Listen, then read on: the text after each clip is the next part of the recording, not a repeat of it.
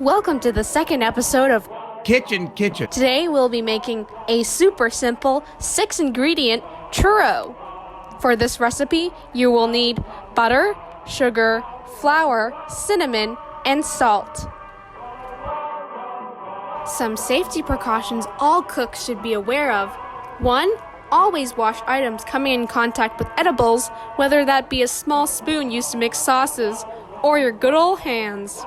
2. Hot things hurt. Before handling, let's say, an oven tray or a boiling pot, always use heat-proof helpers like oven mitts or an experienced adult. Begin by combining 2 tablespoons of sugar, 1 cup of water, 8 tablespoons unsalted butter, 1/4 teaspoon cinnamon, and 1/4 teaspoon salt in a medium saucepan.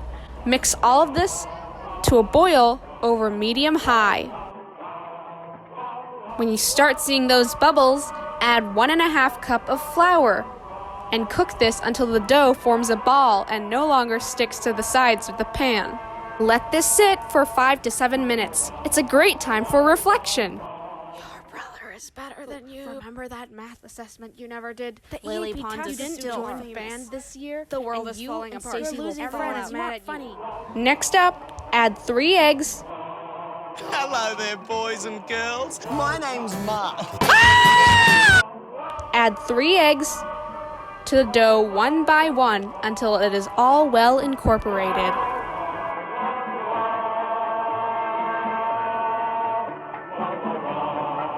Now prepare 1/2 cup of oil in a large pot over medium-high until the oil has reached 177 degrees Celsius.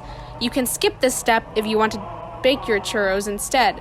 This will require preheating your oven at 200 degrees Celsius. Next, put your churro paste into a piping bag. We don't actually have that here, so we went out last minute to get this weird pipe thing. Now, pipe the desired length of churro paste into the boiling hot oil. For churro bites, 1 inch is the recommended length. While they're still in the oil, consistently flip them so that they don't get too burnt on the bottom.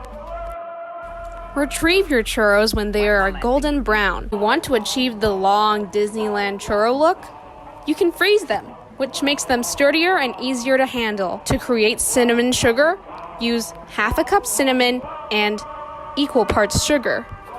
Mix that together until it's well combined. We figured that the cinnamon sugar wouldn't stick to the churros when they were out of the deep fryer, so we put it through the food processor to make it more fine. Let the churros cool for 5 to 10 minutes before dipping them into the cinnamon sugar. Here, I use the technique where I pushed all of the churros into one bowl and added a proportionate amount of cinnamon sugar into that bowl, then shook it around for a bit. And there you have it, folks. Homemade churros for when you're stuck at home and feeling down. They are crunchy on the outside, warm and fluffy on the inside. Truly the perfect texture combo.